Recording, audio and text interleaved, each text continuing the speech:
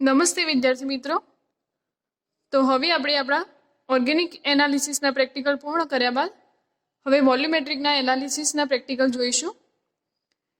તો એમાં પ્રથમ પ્રેક્ટિકલ આપણે પૂર્ણ કર્યો કે જે સક્સેનિક એસિડ વર્સિસ NaOHનો ટાઇટ્રેશનનો પ્રેક્ટિકલ હતો. હવે આપણે સેકન્ડ એક્સપેરિમેન્ટ જોઈશું. તો આ એક્સપેરિમેન્ટનો એમ થશે to prepare the standard solution of 0.1 normal oxalic acid, standardize the given X normal KMnO4 solution and find out the molarity and gram per liter of the KMnO4 solution. તો એમાં એવું કહેવા માગે છે આપણને કે તમારે 0.1 નોર્મલ ઓક્ઝેલિક એસિડ બનાવવાનું છે અને તેની મદદથી એક્સ નોર્મલ KMnO4 કે જેની નોર્માલિટી આપણે જાણતા નથી, તો ઓક્ઝેલિક એસિડના દ્રાવણની મદદથી આપણે એક્સ નોર્મલ KMnO4ની મોલારિટી અને ગ્રામ પ્રતિ લીટર શોધવાના છે.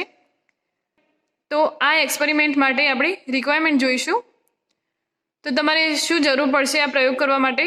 તો ઓક્ઝેલિક એસિડનું પાવડર અને એક્સ નોર્મલ KMnO4નું સોલ્યુશન કે જેની નોર્માલિટી તમે જાણતા ન હોય તે.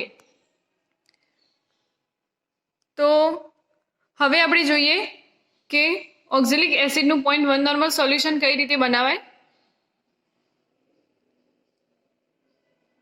તો ઓક્ઝેલિક એસિડનું 0.1 નોર્મલ સોલ્યુશન બનાવવા માટે તેનું ઇક્વિવેલન્ટ વેટ ચેક કરવાનું થશે આપણે.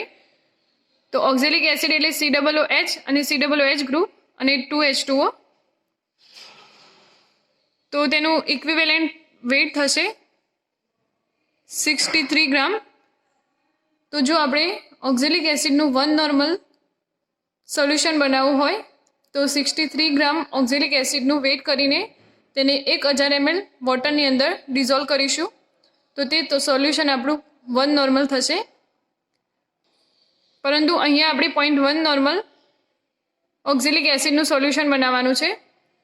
તો 1000 ml વોટરની અંદર આપણે 6.3 ગ્રામ ઓક્ઝેલિક એસિડ ડિઝોલ્વ કરવાનું થશે. તો અહીં તમારી જે 1 નોર્મલ માટે જે વેટ લીધેલું હોય 63 ગ્રામ તેને 10 વડે ડિવાઈડ કરવાનું થશે. 6.3 ગ્રામ તમને જોવા મળશે. અને એ જ સોલ્યુશન 0.1 નોર્મલ સોલ્યુશન જો આપણે 100 ml વોટરમાં બનાવવું હોય તો 100 ml વોટરની અંદર તમારી 0.63 ગ્રામ ઓક્ઝેલિક એસિડ ડિઝોલ્વ કરવાનું થશે. અગાઉની જેમ જ 1000 ml ની અંદર 0.1 નોર્મલ સોલ્યુશન માટે 6.3 ગ્રામ છે, તેને ફરીથી 10 વડે ડિવાઈડ કરતાં 0.63 જોવા મળે છે. આટલું ગ્રામ વજન ઓક્ઝેલિક એસિડનું કરીને તેને 100 ml વોટરની અંદર ડિઝોલ્વ કરીશું. તો એ આપણું 0.1 નોર્મલ ઓક્ઝેલિક એસિડનું સોલ્યુશન તૈયાર થશે. હવે આ એક્સપેરિમેન્ટ કઈ રીતે કરવાનું છે, KMnO4 અને ઓક્ઝેલિક એસિડનું ટાઇટ્રેશન કઈ રીતે કરવાનું છે તે હવે આપણે જોઈશું. તો હવે આપણે આ વોલ્યુમેટ્રિક એનાલિસિસનો પ્રેક્ટિકલ જોઈશું કે લેબમાં કઈ રીતે આપણે કરીશું. તો તમે જોઈ શકો છો કે સ્ટેન્ડની સાથે આપણે બ્યુરેટ અને ફનેલ ગોઠવેલું છે, જેને તમારે જ્યારે પણ પ્રેક્ટિકલ કરવાનું થાય તો ડિસ્ટિલ વોટર વડે વોશ આપવાનો રહેશે અને આ રીતે તમારે ગોઠવવાનું રહેશે. હવે આ બ્યુરેટની અંદર આપણે KMnO4નું સોલ્યુશન તમને આપવામાં આવશે, તે આ રીતે ભરવાનું રહેશે.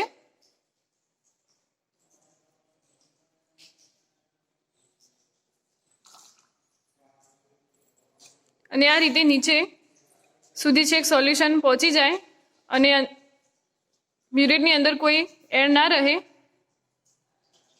તે રીતે આપણે 0 સેટ કરવાનું રહેશે.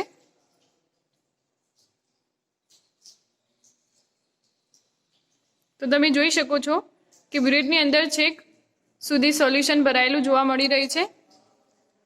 અને હવે આપણે ઉપર 0 સેટ કરીશું.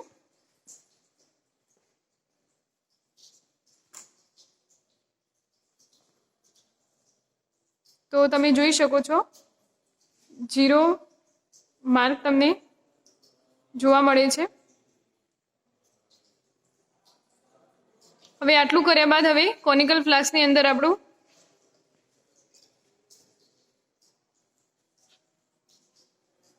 ઓક્ઝેલિક એસિડનું સોલ્યુશન લઈશું.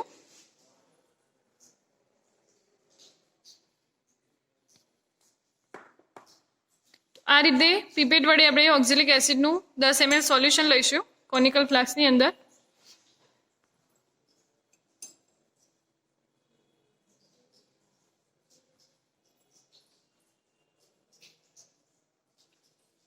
પીપેટની અંદર એક માર્ક આપેલો હશે તમને, ત્યાં સુધી સોલ્યુશન ભરવાનું રહેશે.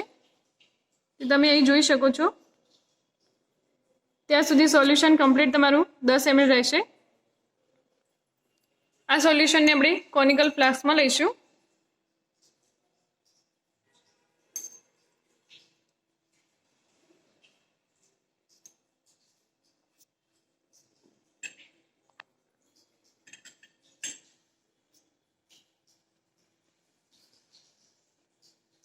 હવે આ ઓક્ઝેલિક એસિડના સોલ્યુશનની અંદર તમારે 10 ml dilute H2SO4 table reagent તરીકે જે H2SO4 યુઝ કરીએ છીએ તે 10 ml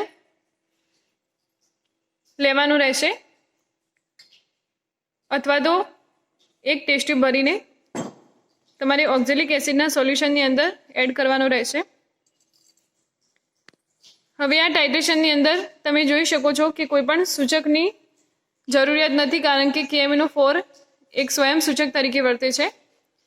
અને અગાઉ પણ તમને જણાવ્યું હતું કે જ્યારે પણ KMnO4નો ટાઇટ્રેશનમાં યુઝ થતો હોય તો એ કયા પ્રકારનું ટાઇટ્રેશન હોય, તો કે રેડોક્સ ટાઇટ્રેશન હોય.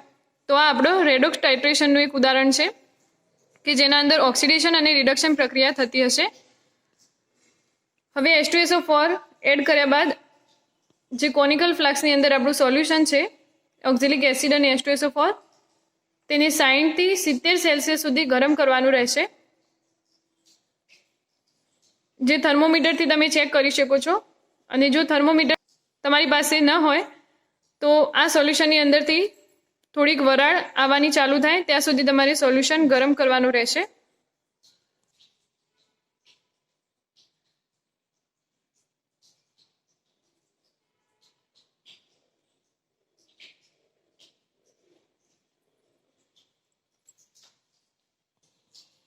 તો તમે જોઈ શકો છો કે સોલ્યુશનની અંદરથી વરાળ આવવાની શરૂઆત થઈ ગઈ છે, એટલે કે આપણું સોલ્યુશન 60 થી 70 ડિગ્રી ગરમ થઈ ગયું છે. ત્યારબાદ આ સોલ્યુશનને આપણે થોડીક વાર માટે ઠંડુ પાડવા મૂકીશું. હવે આપણે આપણા ટાઇટ્રેશનની શરૂઆત કરીશું.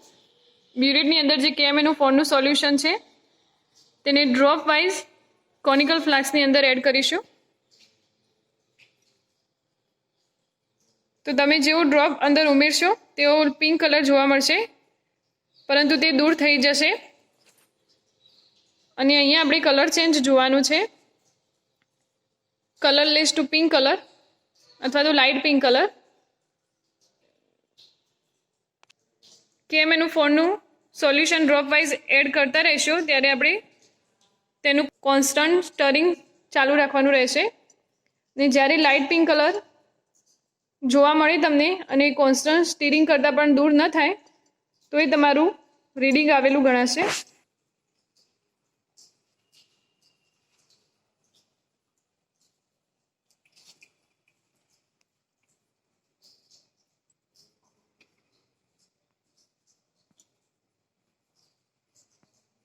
તો આ તમે એ જોઈ શકો છો કે પહેલાં KMnO4ના ડ્રોપ જે કોન્સ્ટન્ટ સ્ટરિંગ કરવાથી પિંક કલર દૂર થતો હતો, પરંતુ હવે તમે જોઈ શકો છો લાઇટ પિંક કલર કે જે હવે દૂર થતો નથી. તો આ તમારું ફાઇનલ રીડિંગ થશે કે જ્યારે કોનિકલ ફ્લાસ્કને આ રીતે શેક કરતાં પણ પિંક કલર દૂર થશે નહીં.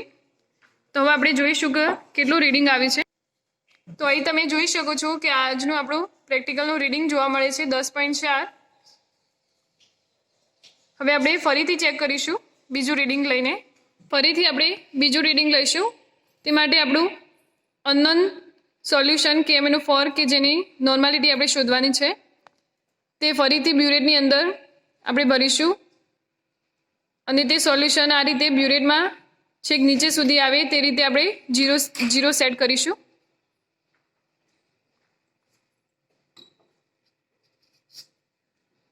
કોનિકલ ફ્લાસ્કની અંદર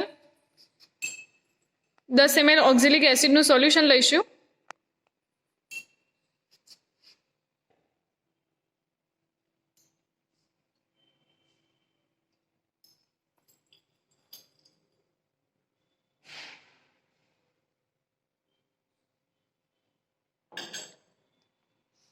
હવે તેની અંદર 10 ml ડાયલ્યુટ H2SO4 નું સોલ્યુશન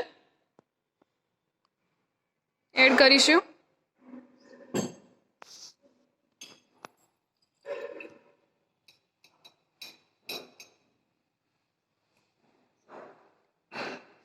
હવે આ સોલ્યુશનને આપણે બર્નરની ઉપર 60 થી 70 સેલ્સિયસ સુધી ગરમ કરવા મૂકીશું. તો આ સોલ્યુશનને આ રીતે આપણે બર્નર ઉપર ગરમ કરવા મૂકીશું. ત્યાં સુધી ગરમ કરીશું જ્યાં સુધી આ સોલ્યુશનમાંથી વરાળ નીકળવાનું ચાલુ ન થાય. તો તમે અહીં જોઈ શકો છો આપણું સોલ્યુશન 60 થી 70 સેલ્સિયસ સુધી ગરમ થઈ ગયું છે. હવે આપણે એને ટાઇટ્રેશન માટે યુઝ કરીશું.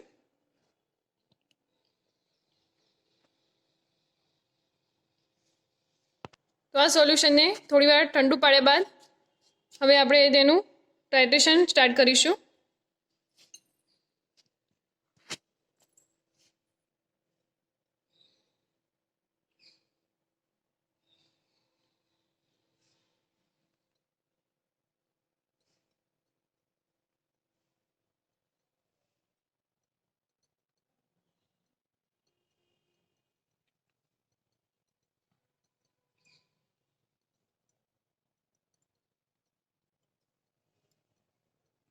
આ પ્રેક્ટિકલની અંદર તમારે કોનિકલ ફ્લાસ્કને સતત શેક કરતા રહેવું પડશે જ્યાં સુધી તેની અંદર કેમિનોફોનનું ડ્રોપ પડતા જે પિંક કલર જોવા મળે છે તે દૂર ન થાય ત્યાં સુધી શેક કરવાનું રહેશે.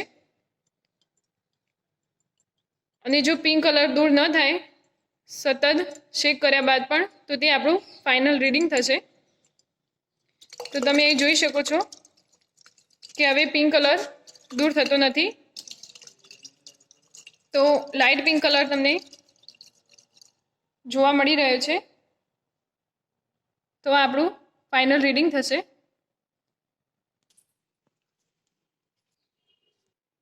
તો અહીં તમે જોઈ શકો છો આપણું બીજું રીડિંગ જે 10.5 જોવા મળે છે અને સોલ્યુશનનો કલર આપણે લાઇટ પિંક કલર જોવા મળી રહ્યો છે.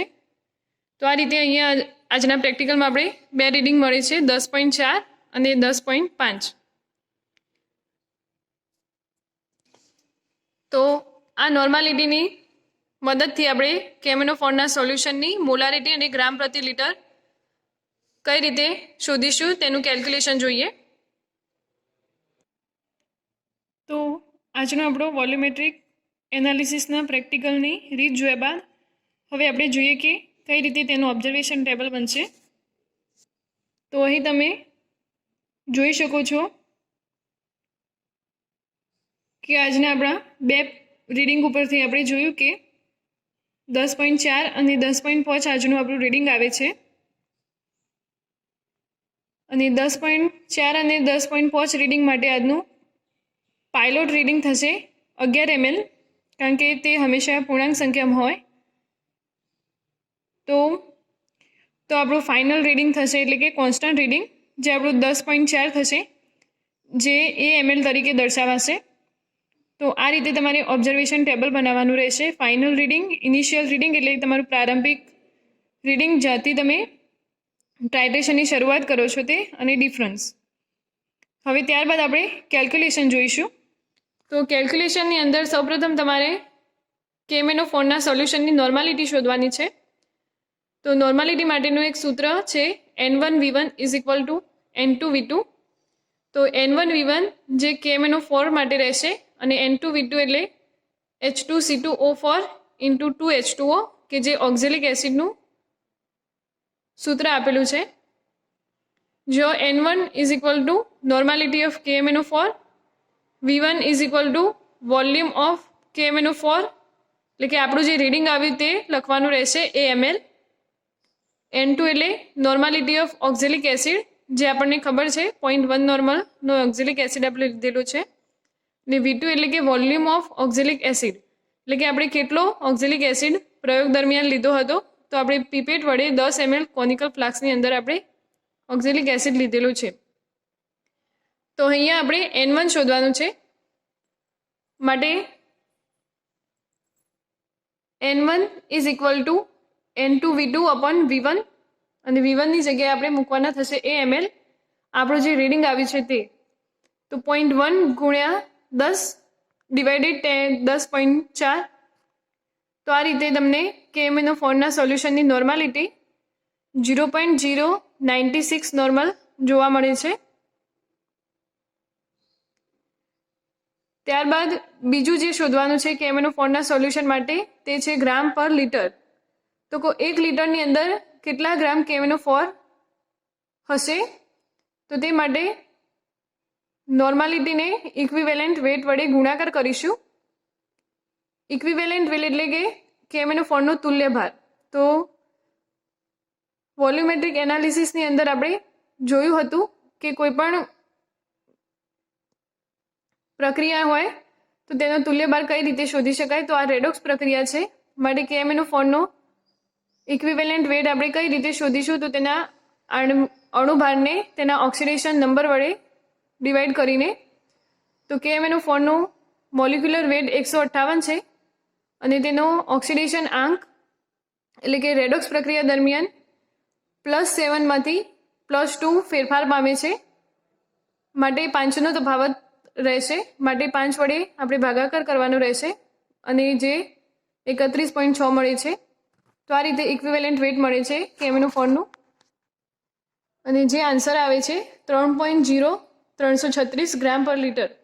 આટલા ગ્રામ KMnO4 1 લીટર દ્રાવણની અંદર હાજર હશે. અને ત્યારબાદ મોલારિટી KMnO4ના સોલ્યુશનની. તો મોલારિટી એટલે તમારો જે ગ્રામ પર લીટર છે તેને મોલિક્યુલર વેટ વડે ભાગાકાર કરતાં આપણને જે આન્સર મળે તે મોલારિટી થશે KMnO4ની. તો તેનો આન્સર આપણને જોવા મળે છે 0.0192 મોલર. તો આ રીતે સંપૂર્ણ પ્રેક્ટિકલની કેલ્ક્યુલેશન કરવાની રહેશે.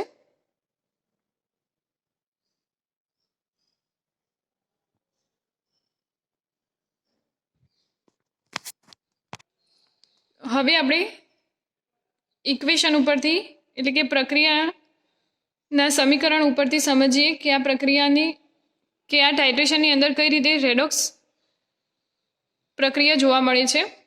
તો અહીં તમે જોઈ શકો છો કે આપણે કોનિકલ ફ્લાસ્કની અંદર ઓક્ઝેલિક એસિડ અને H2SO4 લેતા હતા. બ્યુરેટ વડે KMnO4 અંદર એડ થાય છે.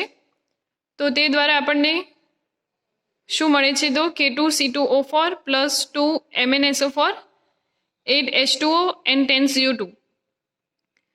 તો અહીં ઓક્સિડેશન પ્રક્રિયા કઈ રીતે જોવા મળશે? તો H2C2O4 માંથી K2C2O4 બને છે. એટલે ઓક્સિડેશન એટલે કે ઓક્સિજનનો ઉમેરો થવો અથવા તો હાઇડ્રોજન દૂર થવા. તો અહીં તમને હાઇડ્રોજન દૂર થયેલા જોવા મળે છે, માટે ઓક્સિડેશન પ્રક્રિયા દર્શાવે છે.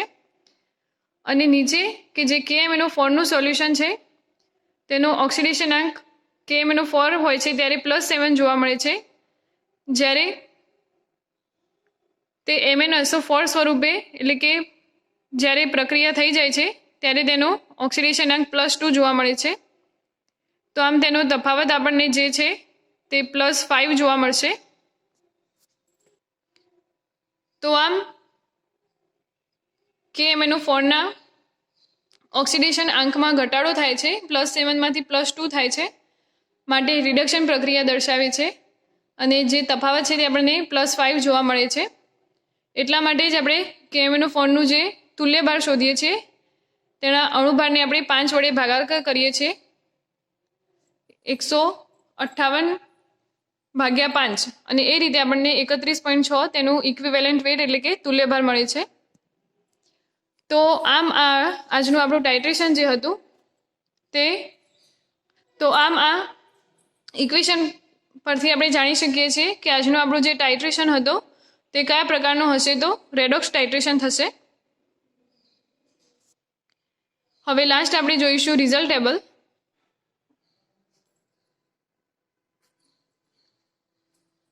તો આ રીતે આપણને જે કેલ્ક્યુલેશન દરમિયાન જે 3 મૂલ્યો મળ્યા છે, નોર્માલિટી, મોલારિટી અને ગ્રામ પ્રતિ લિટર, તેને રિઝલ્ટ ટેબલમાં આ રીતે દર્શાવવાનું રહેશે. તો આજના આપણા વોલ્યુમેટ્રિક એનાલિસિસના એક્સપેરિમેન્ટ 2નું રિઝલ્ટ ટેબલ આ પ્રમાણે રહેશે કે આપણે જે સોલ્યુશન આપેલું હોય કે જેની નોર્માલિટી શોધવાની હોય, મોલારિટી શોધવાની હોય, તે સોલ્યુશનનું નામ લખવાનું રહેશે. તો સોલ્યુશન આપણું હતું તે KMnO4, તેનું મોલિક્યુલર વેઇટ એટલે કે અણુભાર 158 ગ્રામ, ઇક્વિવેલેન્ટ વેઇટ એટલે કે તુલ્ય ભાર 31.6 ગ્રામ જોવા મળે છે. નોર્માલિટી 0.096 નોર્મલ, મોલારિટી 0.0192 નોર્મલ અને ગ્રામ પર લિટર KMnO4ના તે 3.0336 જોવા મળે છે. તો અહીંયા આપણો વોલ્યુમેટ્રિક એનાલિસિસનો સેકન્ડ એક્સપેરિમેન્ટ પૂરો થાય છે.